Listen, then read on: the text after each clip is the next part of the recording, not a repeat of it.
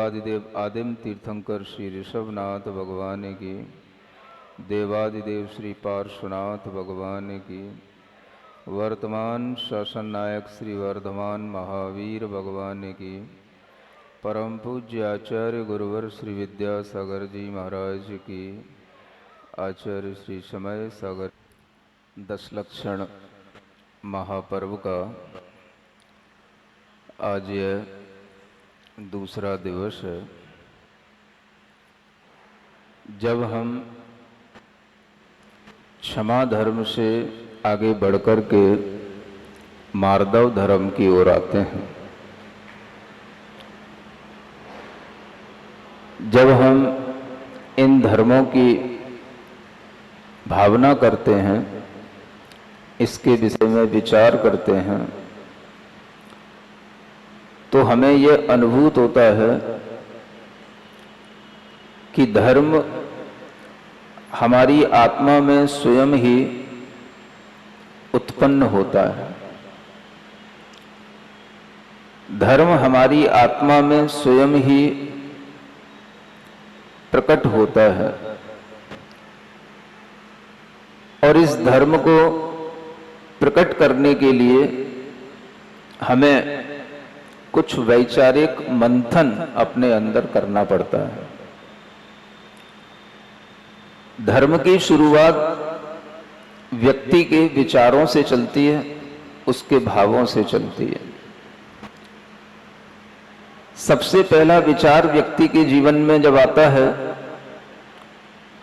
तो वह अपने अंदर ये सोचता है कि हम कुछ अच्छा करें, अपने जीवन को और उन्नत बनाएं। और जीवन को उन्नत बनाने के लिए जैसे ही वो आगे बढ़ता है तो उसे आगे बढ़ने से रोकने वाली कुछ चीजें उसे अपने ही अंदर महसूस होती हैं। व्यक्ति जब अपने अंदर देखता है तो वह कभी कभी तो समझ पाता है और कभी कभी समझ भी नहीं पाता कि कौन सी ऐसी चीजें हैं जो उसे आगे बढ़ने से रोकती हैं। आत्मा में कसायों का बंधन अनादिकाल से है। जब से आत्मा है तब से ही आत्मा में कसाय हैं। इन कसायों को कहीं बाहर से उत्पन्न नहीं करना पड़ता, यह हमारी आत्मा में स्वतः किसी भी निमित्त को पाकर के उदय में आ जाती है। सिद्धांत की दृष्टि से कहें तो हर समय पर कोई ना कोई कसाय का उदय चलता रहता है। कभी आप महसूस करते हैं तो कभी नहीं भी कर पाते हैं। क्रोध भी एक कसाय है और मान भी एक कसाय है। कसाय उसको कहते हैं जो आत्मा को कसे, जो आत्मा को पीड़ा दे। जिस तरह से हमारे शरीर को कोई परतंत्र बनाए, उसको कोई कसे तो हमें दुख होता है, शरीर को पीड़ा पहुंचाए तो हमें दुख होता है। ऐसे ही आत्मा को ये कसाएं जब कसती हैं तो आत्मा को दुख तो होता ही होगा। किनको चिंता होती है कि आत्मा को दुख ना हो। आत्मा को दुख इन कसायों के माध्यम से होता है और ये कसाएं हमेशा आत्मा को कसती हैं, पीड़ा देती हैं। आत्मा को दुख स्वयं अपनी कसाई से उत्पन्न होता है और आत्मा फिर भी नहीं समझ पाती कि ये दुख कहां से उत्पन्न हो रहा है। आचार्य कहते हैं कि यह दुख की उत्पत्ति का मूल कारण हमारे अंतरंग में इन कसायों का बंधन है। चाहे वो क्रोध कसाय हो या मान कसाय हो या अन्य कोई और कसाय हो। जब हम क्रोध के बारे में जान लेते हैं तो हम क्रोध पर थोड़ा सा नियंत्रण कर लेते हैं, लेकिन हम अगर ऐसा सोचेंगे कि क्रोध का नियंत्रण हो गया, अब मान का करें, फिर मान का हो गया तो माया का करें, ऐसा सोचना क्रम क्रम से उन कसायों के बारे में विचार करना तो हो सकता है, लेकिन जब हम उन कसायों का वंश देखते हैं तो सभी वो कसाय एक ही वंश की हैं जिनका नाम कसाय है, चाहे वो क्रोध हो चाहे मान हो। आप देखेंगे जब भी कभी क्रोध आपके अंदर उत्पन्न होता है तो उसके नीचे ये तीनों सपोर्टिव होती हैं, मान, माया, लोभ। कभी आप यह स्वतः परीक्षण करें कि यह क्रोध उत्पन्न हुआ तो किस कारण से उत्पन्न हुआ, तो आप पाएंगे कि उसके पीछे हमारा मान भी छिपा हो सकता है। मान उस कसाय को उत्पन्न करने के लिए, क्रोध को उत्पन्न करने के लिए प्रेरित करता है। मान भी अपने आप में एक कसाय है और ये सभी कसाएं मिलकर के एक कसाय का वंश अपने आप में बना लेती हैं। इस वंश की प्राप्ति हमारे अंतर आत्मा में स्वतः अनादिकाल से बनी हुई है। थोड़ा सा सिस्टम अच्छा करना। जब मान कसाय हमारी अंतर आत्मा को छूता है तो वह हमें महसूस होता है या नहीं होता है, यह देखना भी जरूरी होता है। और कभी कभी इस बात की अभिव्यक्ति तब होती है जब उस मान की पूर्ति न हो तो हम क्रोधित होते हैं। क्रोधित कब होते हैं? जब मान की पूर्ति न हो। हमारी मान कसाय के कारण से, हमारे अभिमान के कारण से भी कभी कभी हमारे अंदर क्रोध का भाव बना रहता है और उस भाव की कारण से हमारी अंतरात्मा को शांति नहीं मिलती। हर किसी व्यक्ति के लिए अपनी अंतरात्मा की शांति की पहचान अवश्य करनी चाहिए और हर कोई धर्म का प्रयोग अंतरात्मा की शांति के लिए ही करना चाहिए। धर्म क्या है? तो जिससे हमें कुछ मिले भविष्य में, ये बातें तो बहुत बात की हैं। वर्तमान में हमें धर्म से क्या महसूस होगा, ये हमें तुरंत अगर देखना है तो उसका एक परीक्षण आप कर सकते हैं, वो है आत्म शांति। शांति का भाव धर्म है और अशांति का भाव अधर्म है। अब आप इसी परिप्रेक्ष्य से अगर चलेंगे तो तीर्थंकरों की यह देशना आपके लिए सार्थक होगी कि 10 धर्मों के माध्यम से सकल लोक का हित करने के लिए तीर्थंकरों ने इन 10 धर्मों का उपदेश दिया। सकल लोक का हित करने के लिए संसार के समस्त प्राणी अगर इस धर्म का अनुपालन करेंगे तो वो तभी करेंगे जब उन्हें यह महसूस हो कि हमें अपनी आत्मा की शांति का उद्देश्य अपने साथ में रखना है।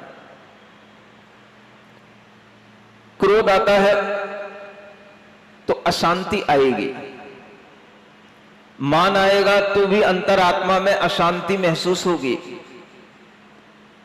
इस अशांति को तुरंत शांति में बदलना, अगर ये हमारा मोटिव बन जाता है तो हम समझ पा सकते हैं कि धर्म किस तरीके से किया जाता है और धर्म का सही प्रारूप क्या है। क्रोध हमारी आत्मा को अशांत करता है, ये हमें महसूस हो और उसी समय पर हम ये महसूस करने लग जाएं कि हमें शांति चाहिए, तो हम क्रोध को शांत करने की कोशिश करेंगे। मान आत्मा में उत्पन्न हो, हमारे अंदर अशांति पैदा करता है, वो अशांति हमें महसूस हो जाए तो हम समझ पाएंगे कि ये अशांति भी मान के कारण से उत्पन्न हुई है, हम इस मान को भी शांत करें। सबसे बड़ी दिक्कत यह है कि सब कुछ मनुष्य के अंदर उत्पन्न होता है, अंदर ही वो बनाता रहता है, अंदर ही वह उस बनाई हुई चीज से कभी कभी उलझता भी रहता है, और अगर वो कभी कभी प्रयास कर पाता है तो अंदर बनाई हुई चीज से सुलझता भी चला जाता है। बाहर कुछ नहीं बनता, जो बनता है वो सब भीतर बनता है, और दिखाई कुछ देता नहीं।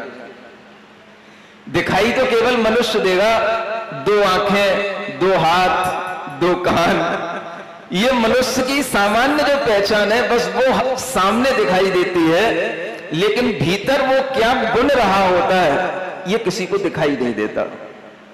और बुनते बुनते उसकी जब अति हो जाती है, उसका जब कोई परिणाम आता है, तब वो हमारे लिए सामने बाहर आता है, तब हम समझ पाते हैं ये ह्रास इस कारण से हुआ। अंतर आत्मा में इस तरीके की कसाएं आत्मा को कसती रहती हैं, आत्मा को पीड़ा भी देती रहती हैं, लेकिन उस पीड़ा से मुक्त करने का उपाय कई बार लोगों के पास नहीं होता, तो वे खुद भी परेशान होते हैं और दूसरों को भी परेशान करते हैं। आप सोचें, व्यक्ति जीवन में अपने पास अगर कोई अपने बच्चे भी रखता है, मेरा ये बेटा है, मेरी ये बेटी है, अपना परिवार भी संजोता है, तो उससे भी कहीं ना कहीं वह अपने मान की पुष्टि करता है। कैसे कर लेते हैं? बेटे की जॉब लग गई है महाराज, लंदन में पढ़ता है, कैलिफोर्निया में पढ़ता है, ऑस्ट्रेलिया में पढ़ता है। जब हम इस तरह से कहते हैं और इस तरह से उस बेटे की प्रेस्टीज से अपनी प्रेस्टीज बनाते हैं, तो कहीं ना कहीं हम अपने मान की पुष्टि अपने बेटे के माध्यम से भी करते हैं। यह मान का पोषण जब तक हम परिवार के साथ में रहते हैं, जब तक हम समाज के लोगों के बीच में रहते हैं, ये कई तरह से मान का पोषण सूक्ष्मता से चलता रहता है। दिक्कत की बात यह है कि ये अच्छा भी लगता है, और अच्छा लगते लगते ये समझ में नहीं आता कि ये अच्छा हमारी कसाई की वृद्धि कर रहा है या हमारे अंदर एक ऊर्जा दे रहा है कि हमारा बेटा, हमारी बेटी जब बड़ी हो गई, पढ़ लिख गई, उसने बहुत अच्छा काम अपना लिया, बहुत अच्छे घराने में चली गई, तो हम इन सब चीजों से भी कहीं ना कहीं संतुष्ट होते हैं या मान की पुष्टि करते हैं, ये व्यक्ति खुद भी कभी सोचता नहीं है। एक संतुष्टि का भाव होता है, चलो बच्चे सब अच्छी जगहों पर लग गए, सब अपने अपने काम में व्यस्त हो गए, सबको अपने अपने घर बन गए, हमारा कर्तव्य पूरा हो गया, ये संतुष्टि का भाव होता है। लेकिन कभी कभी उन्हीं से मान का भाव भी उत्पन्न होता है। मुझे आश्चर्य तब हुआ जब एक बेटी ने मुझे आकर के बताया, महाराज मैंने अच्छी पढ़ाई की, अच्छे नंबर लाए, और मुझे अपने हिसाब से अच्छे नंबरों से पास होने के बाद में मुझे अच्छी जॉब भी मिल गई। जॉब तो अच्छी मिल गई मुझे, मैं संतुष्ट हूं। लेकिन मेरी मां हमेशा बचपन से कहती आती थी कि इसको गवर्नमेंट जॉब मिलेगी, इसको गवर्नमेंट जॉब में इसको लगाऊंगी। मुझे प्राइवेट जॉब मिली है, मुझे गवर्नमेंट जॉब नहीं मिल पाई, इसलिए वो परेशान रहती है। और ये उसने अपनी एक प्रेस्टीज पॉइंट बना लिया है। मैंने सब अपने रिश्तेदारों से कह दिया कि मेरी बेटी गवर्नमेंट जॉब करेगी, लेकिन वो अब गवर्नमेंट जॉब नहीं कर रही है, वो प्राइवेट जॉब कर रही है। सुन रहे हो? ये भी एक दिक्कत की बात हो सकती है। एक मां या पिता अपने बेटों के साथ किसी भी तरह के सपने संजोता है, सपने संजोना अच्छी बात है, लेकिन इतना सेंटी होना अच्छी बात नहीं कि अगर वह बेटा या बेटी किसी भी जगह पर अपने आप को व्यवस्थित कर लिया है, किसी भी तरह से वह अपने आप में संतुष्ट है, तो हम उससे असंतुष्ट रहें, यह हमारा मान का पोषण होगा, इसके अलावा और कुछ नहीं होगा। हमारा संतोष किसमें होना चाहिए? बेटा या बेटी वह अपने आप में अपनी जॉब कर रहा है, अपने लिए स्वयं संतोष को प्राप्त हो रहा है, वो संतुष्ट है। बेटा तुम सुखी हो ना, तुम संतुष्ट हो ना, बस ठीक है, हमको संतोष है, हम सुखी हैं। अगर माता पिता इस मूड में रहते हैं, तब तो वह अपना कर्तव्य पालन करके संतोष के साथ जीवन निकालते हैं। जितने बच्चे हैं, बच्चों के बच्चे हैं, उन सबके साथ में अपना ईगो जोड़ लेते हैं, और फिर सब जुड़ने के बाद में जब असंतुष्ट रहते हैं तो फिर भीतर से क्लेश भी करते हैं, दुख भी होता है, और किसी ना किसी तरह से वह प्रेशर बनता है। और ये कितनी बड़ी बात है, बहू घर में आने के बाद फिर सास ससुर का उसके ऊपर प्रेशर बनना कि तुझे फिर से एग्जाम देना है, फिर से सीए क्लियर करना है, नहीं कर पा रही है, तो उसे किसी ना किसी तरीके से वो इज्जत नहीं मिल रही है जो एक अच्छे घर में उसे मिलनी चाहिए। ये कहानियां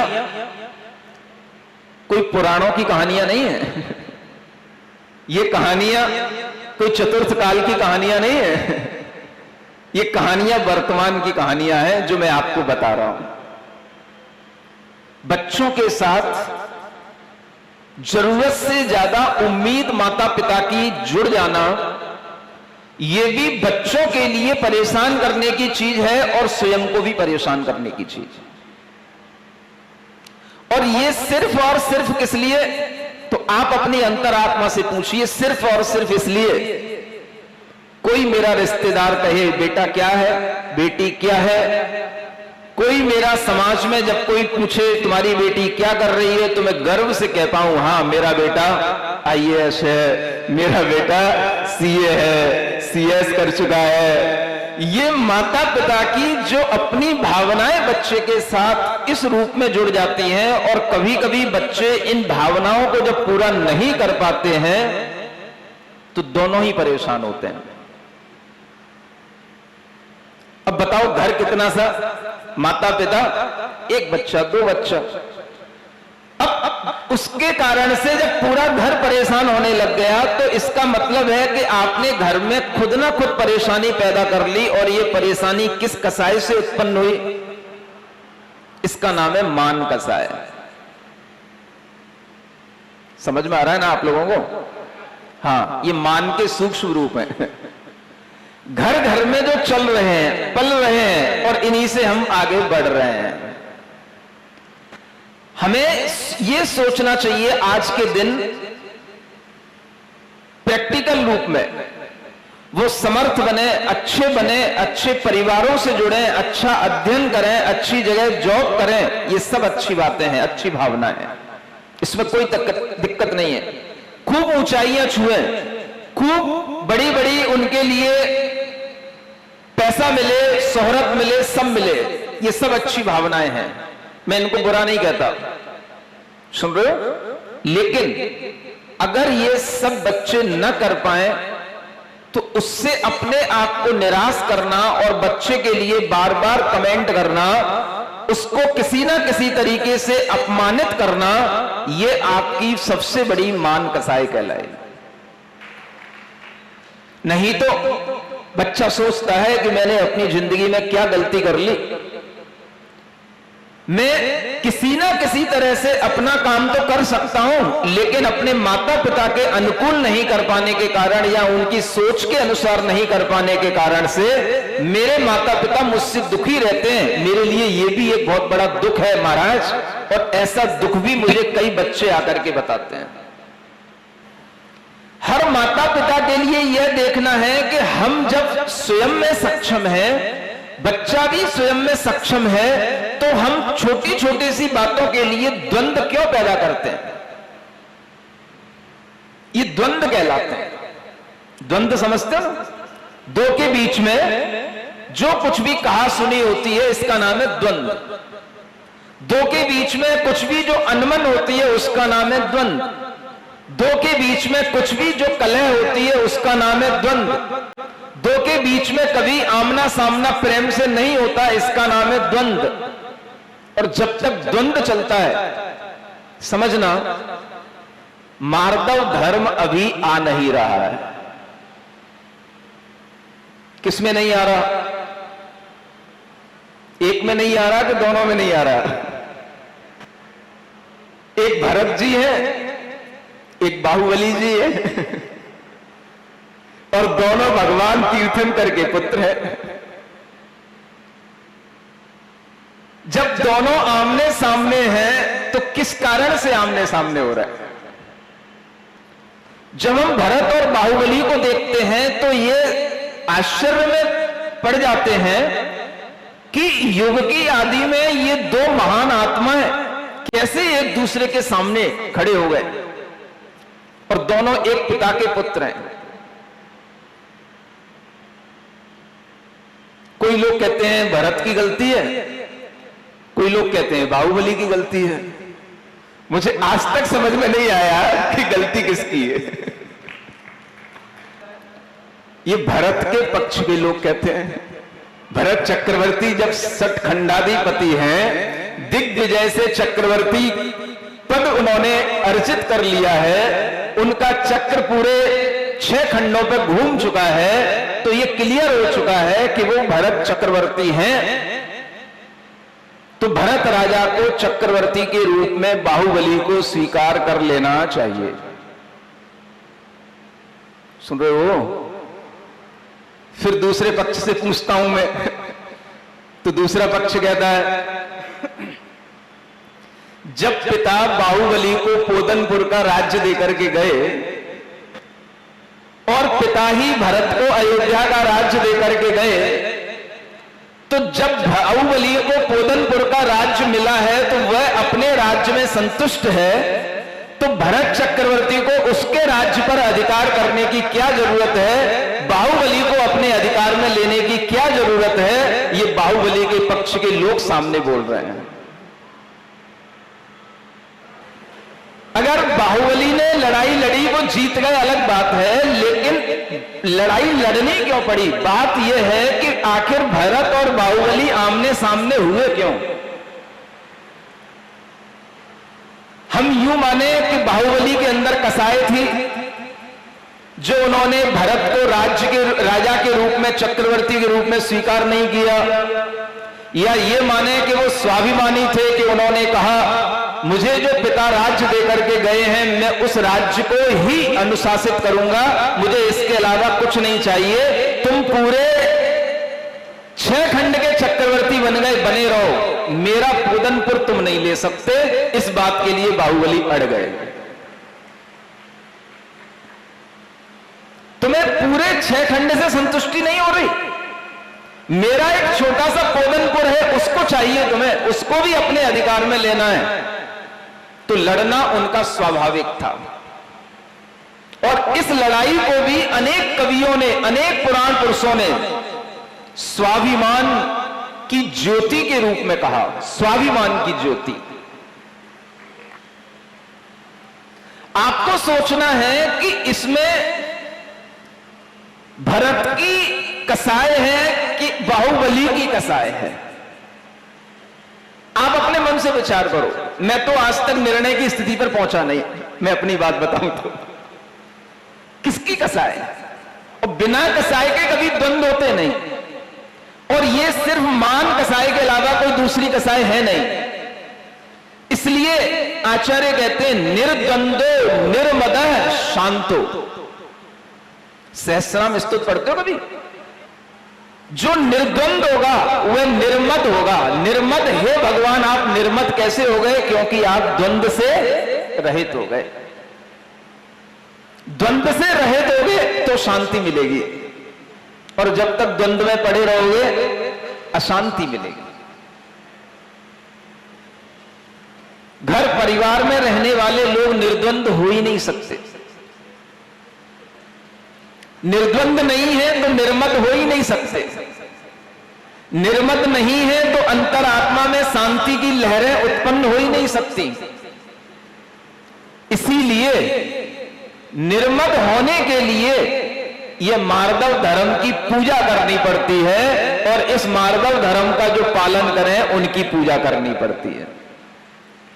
अब अगर जिसको निर्द्वंद होना है तो फिर उसे यह सोच लेना पड़ेगा कि द्वंद होगा तो दो के बीच में होगा, और दो के बीच में अगर ये द्वंद है तो सिर्फ मद बढ़ाने के लिए है, और अगर ये मद से रहित होने के लिए हो जाए तो सब द्वंद से रहित हो जाए।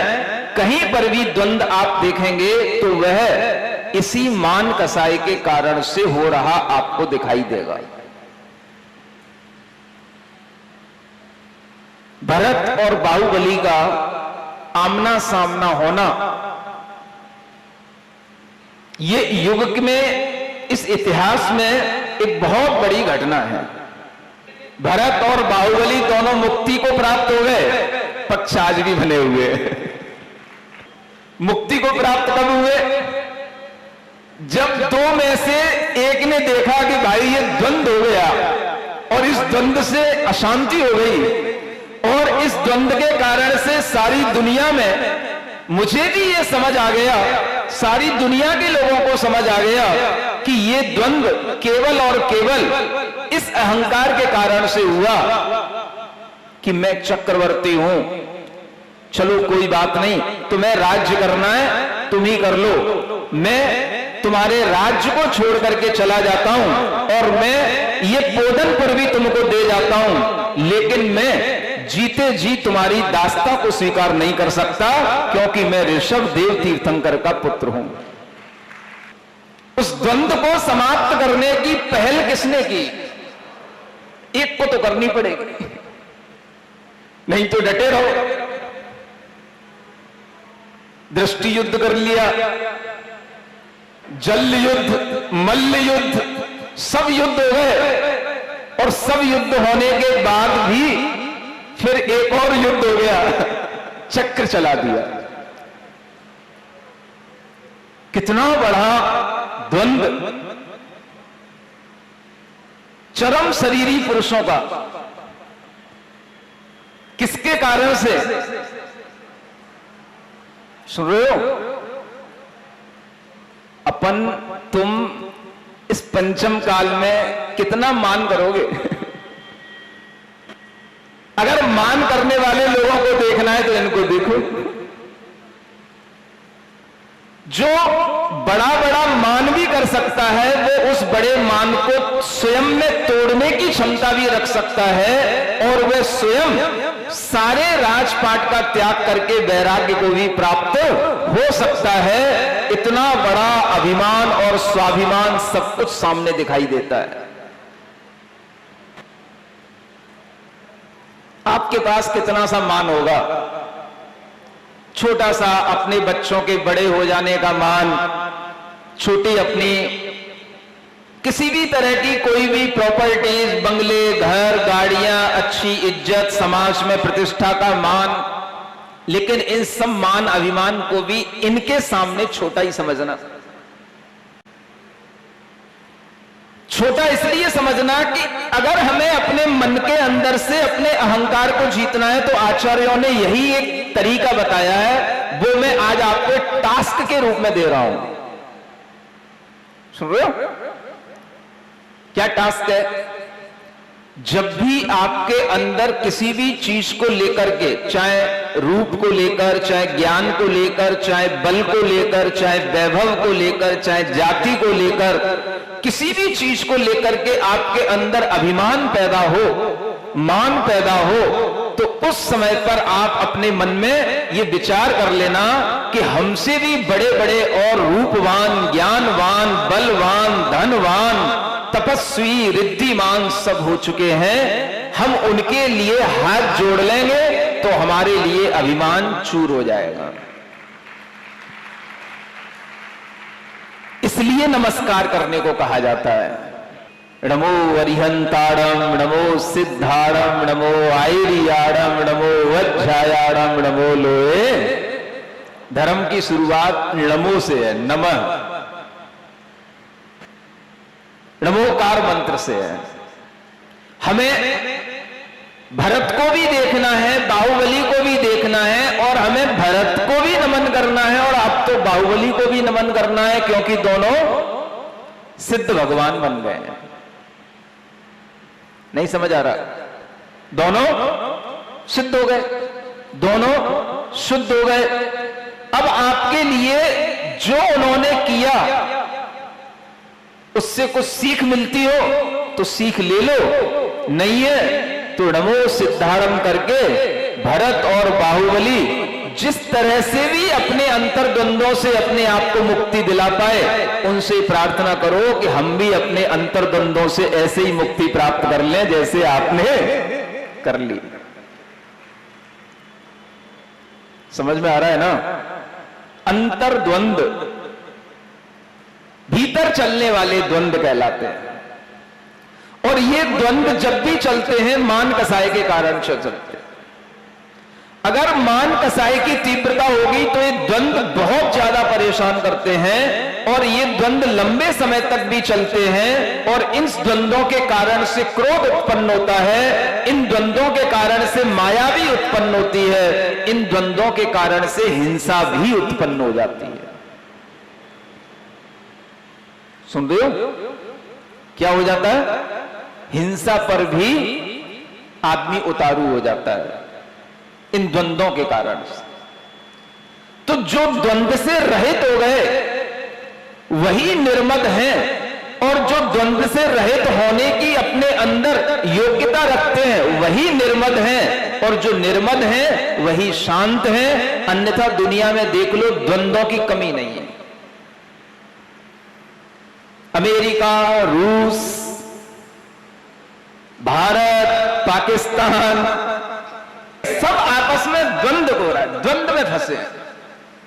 कौन किसकी तरफ, कौन मेरा, कौन तेरा, किसकी पावर ज्यादा, किसको वोट, किसको सपोर्ट, बस द्वंद्वों में ही ये दुनिया चल रही है।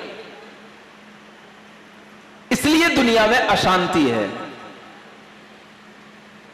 अब अगर कोई पूछता है कि ये धर्म दुनिया में शांति कैसे ला सकता है, तो इसका दावा मैं कर सकता हूं। ये धर्म दुनिया में शांति तब लाएगा जब मनुष्य निर्द्वंद होने की भावना करेगा कि मुझे किसी से द्वंद नहीं करना है, और द्वंद नहीं करने के लिए हमें अगर कोई भी कीमत चुकानी पड़ेगी तो मैं चुकाऊंगा, और उसके लिए यह उदाहरण बाहुबली का भी अगर सामने आएगा तो मैं उसके लिए भी तैयार रहूंगा। तो ये दुनिया में से द्वंद मिटेगा तो शांति आएगी।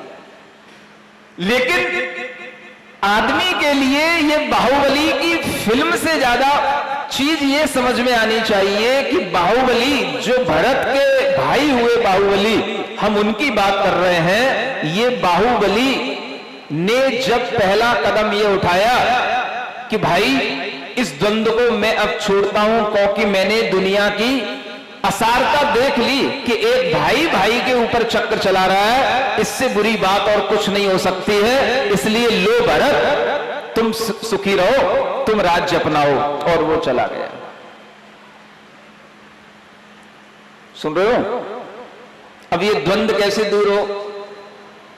गाजा, इजराइल, रूस, यूक्रेन, ये कहां जाने वाले हैं? ये तो कभी छोड़ने वाले है ही नहीं। अब इनका द्वंद समाप्त होने के लिए इन्हें भरत और बाहुबली के ये पाठ सिखाने पड़ेंगे। कोई ना कोई इस तरीके के आर्टिकल तैयार किए जाएं जो इन लोगों के पास पहुंचे और इन्हें बताएं कि ये युद्ध तब दूर होंगे जब एक को थोड़ा सा शांत होना पड़ेगा।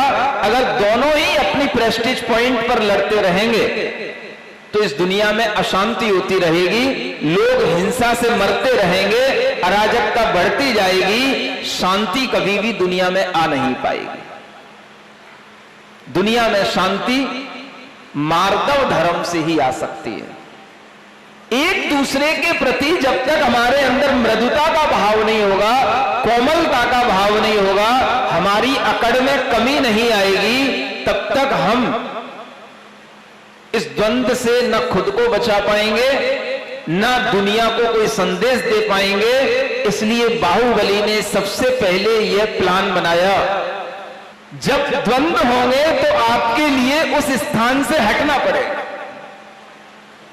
वहीं पर रह करके द्वंद्व करोगे तो आपके लिए उस द्वंद्व के माध्यम से अशांति के अलावा और कुछ नहीं मिलेगा।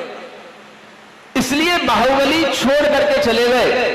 तुम संभालो दुनिया, तुम संभालो ये राज्य, देखते हैं दुनिया में कितने चक्रवर्ती हुए, कब तक चक्रवर्ती बने रहोगे, चलो ठीक है मैं जाता हूं।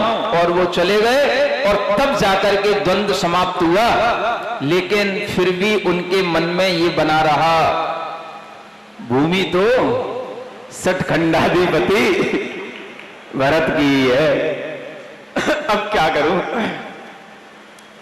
सुन रहे हो? वैसे उसका एक समाधान और हो सकता था। उन्हें अनेक रिद्धियां प्राप्त हो गई थी, तपस्या करते करते अनेक रिद्धियां प्राप्त हो गई थी। वो अपने आप को 4 अंगुल ऊपर उठा सकते थे। शायद उन्होंने अपनी रिद्धि का इतना भी प्रयोग करना उचित नहीं समझा, और जब इसी भाव के साथ में उन्हें अधिक समय हो गया तो एक दिन भरत को उनके चरणों में आना ही पड़ा। और जब आ गए तो फिर निश्चल्य हो गए और तुरंत केवल ज्ञान की प्राप्ति हो गई और बाहुबली भगवान की जय जयकार